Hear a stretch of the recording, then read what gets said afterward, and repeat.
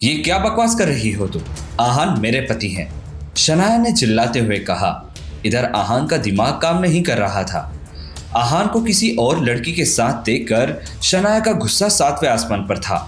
इधर आहान ये सोच रहा था कि कहीं ये शौर्य और शगुन की कोई साजिश तो नहीं, मेरे और शनाया के रिश्ते को खराब करने की। Welcome back to the channel. मैं हूं रणवीर सिंह आपके साथ। उम्मीद करता हूं कि आप सब खैरियत में होंगे। अगर इन कहानियों का अच्छा अनुभव चाहते हैं तो मैं आपसे गुजारिश करूंगा कि इस कहानी को आप फर्स्ट एपिसोड से सुने। पिछले एपिसोड में मैंने आपको बताया था कि किस तरह से आहान और शनाया के बीच में नजदीकियां बढ़ चुकी हैं, दोनों के बीच में प्यार भी बढ़ चुका है और अब एक नई लड़की की एंट्री होती है। उसका नाम है निया। क्या इस लड़की के आने से कोई बदलाव होगा या आहान का बिहेवियर और चेंज हो जाएगा? आइए जानते हैं। निया बार बार आहान के पास जाने की कोशिश करती है और आहान उसे खुद से दूर धकेलता है। इसी बीच शनाया आती है और ये हंगामा खड़ा हो जाता है। ये सब चल रहा होता है और अचानक से निया बोलते बोलते एक ठहाका मारते हुए हंसने लगती है। उसकी हंसी देखकर आहान थोड़ा हैरान होता है, पर आहान को हैरानी तब होती है जब वो शनाया को भी हंसते हुए देखता है। शनाया अपनी हंसी को कंट्रोल करते हुए कहती है, सॉरी आहान, ये तो एक प्रैंक था। निया तो मेरी फ्रेंड है। इसका कहना था कि कोई भी ऐसा लड़का नहीं है जो इस पे फिसल ना चाहे, तो मैंने इसे तुम पर ही ट्राई करवा दिया, पर ये फेल हो गई है। Proud of you. शनाया की बातें सुनकर आहान थोड़ी ठंडी सांस लेता है और इन दोनों से कहता है, अरे तुम दोनों ने तो मेरी जान ही निकाल दी थी। तभी निया एक जोक क्रैक करते हुए आहान से कहती है, वैसे आप चाहे तो मैं आपकी बीवी बन सकती हूँ जीजू। तभी आहान घूरते हुए निया से कहता है, शट अप। तीनों के बीच हंसी मजाक चल ही रही थी कि तभी निया के फोन पर कॉल आता है और वो बात करते हुए कहती है, ठीक है मैं अभी आ रही हूँ। वो शनाया से कहती है कि सॉरी यार शनाया, मुझे एक अर्जेंट काम आ गया है, मुझे जाना होगा। बस इतना कहकर निया वहां से चली जाती है और इधर शौर्य अपनी दोनों टांगों पर खड़े होकर 6 घंटे से अपने पापा का इंतजार कर रहा था। अब तो उसके पेशेंस के साथ उसके पैरों के सेंसेशन भी खत्म हो रहे थे। तभी उसके पापा वहां आ जाते हैं। जैसे ही आते हैं शौर्य उनसे पूछता है, क्या हुआ डैड, क्या दादाजी ने मुझे माफ़ कर दिया? नीरज गिल उसे कहते हैं, देखो उन्होंने तो तुम्हें माफ़ कर दिया, पर मैं तुमसे अभी भी नाराज़ हूँ।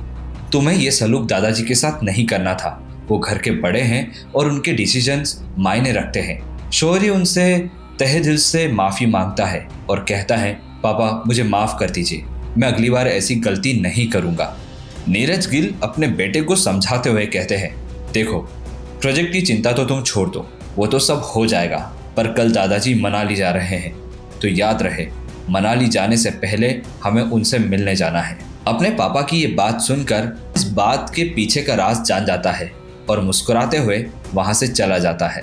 डिनर करने के बाद शनाया को नींद नहीं आ रही थी। वो बार बार करवट ले रही थी क्योंकि अब दिल और दिमाग में सिर्फ और सिर्फ आहान चल रहा था।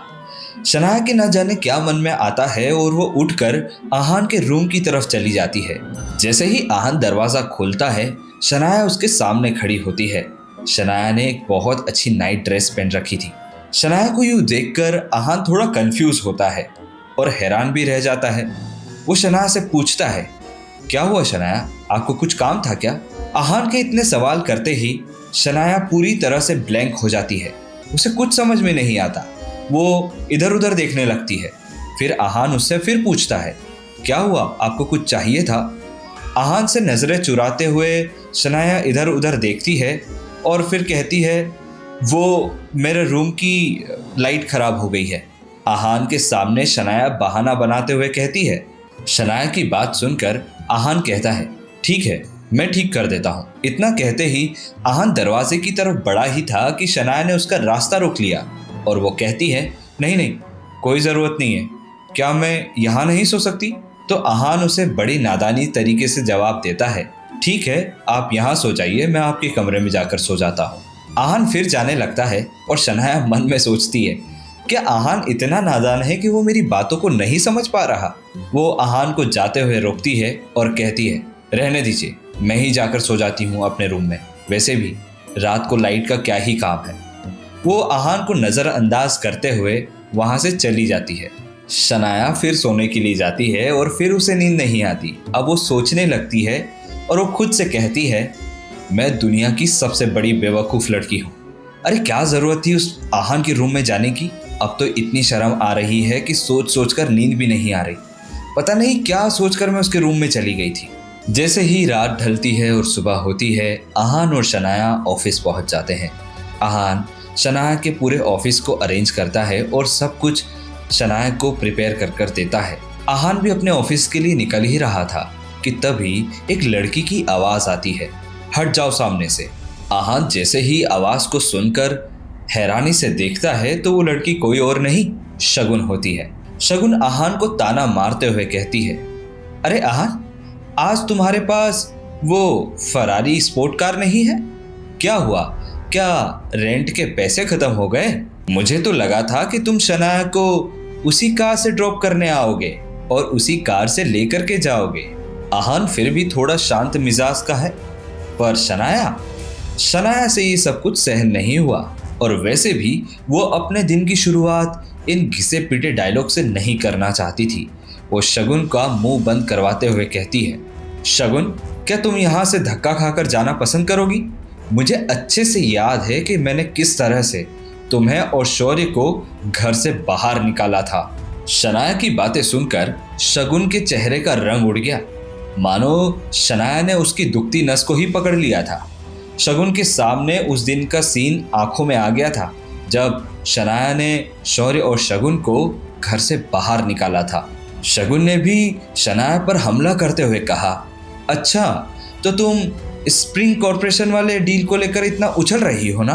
तुम्हें पता नहीं कि उस प्रोजेक्ट से दादाजी ने तुम्हें निकाल दिया है। शगुन की कही बात पर शनाया को बिल्कुल यकीन नहीं होता। वो सोचती है कि अरे, मैंने कल ही तो ये प्रोजेक्ट दिलाया था और आज दादाजी ने मुझे प्रोजेक्ट से बाहर निकाल दिया। ऐसा कैसे हो सकता है? मैं दादाजी से बात करूंगी, कहाँ है वो? तभी शगुन फिर उसे पलटकर जवाब देती है, दादाजी तो मनाली चले गए हैं।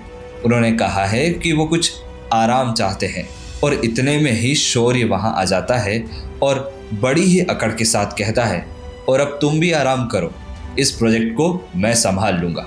शनाया थोड़ा सा हिचकिचाती है और परेशान होते हुए गुस्से में शौर्य से कहती है, अच्छा तो दादाजी ने तुम्हें ये प्रोजेक्ट दिया है और किस बुनियाद पर दिया है?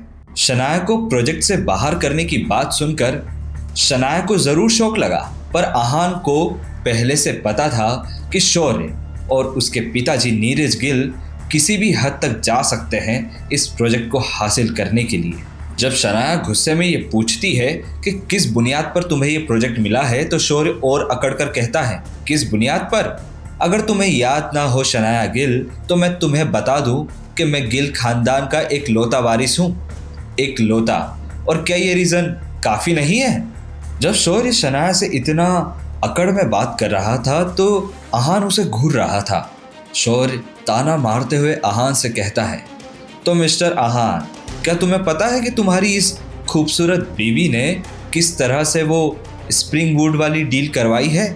आहान उसे फिर घूरे जा रहा था। शौर्य यहाँ नहीं रुका, उसने अपने मुंह से जहर उगलना शुरू कर दिया। तुम्हारी इस कैरेक्टर लेस बीवी ने, बस शौर्य का इतना कहना हुआ कि आहान से एक पल ना रहा गया। वो आगे बढ़ा और जोर का थप्पड़ शौर्य के चेहरे पर चढ़ दिया। जैसे ही आहान ने शौर्य को थप्पड़ मारा, शौर्य गुस्से में चीख उठा, तुम्हारी हिम्मत कैसे हुई गिल खानदान के वारिस पर हाथ उठाने की? तुम जानते नहीं, अगर ये बात दादाजी को पता चलेगी तो तुम दोनों को घर से बाहर कर देंगे। शौर्य की बात सुनकर आहान एक एटीट्यूड में कहता है, तुम्हें क्या लगता है मैं उस आनंद गिल से डरता हूँ? जैसे ही आहान का इतना कहना होता है, शौर्य और शगुन तो क्या, शनाया तक दंग रह जाती है। अचानक से ही क्या हुआ? सीधा साधा दिखने वाला आहान इतने एटीट्यूड में क्यों बात कर रहा है? क्या पैसे और पावर ने आहान को बदल कर रख दिया है? और क्या ये बदलाव उसे शनाया के पास ले जाएगा या दूर? इन सभी सवालों के जवाब के साथ मैं रणवीर सिंह आपसे मिलूंगा नेक्स्ट एपिसोड में। तब तक रखिए अपना बहुत सारा ख्याल और मुझे दीजिए इजाज़त। और हाँ, चैनल को सब्सक्राइब करना ना भूलें।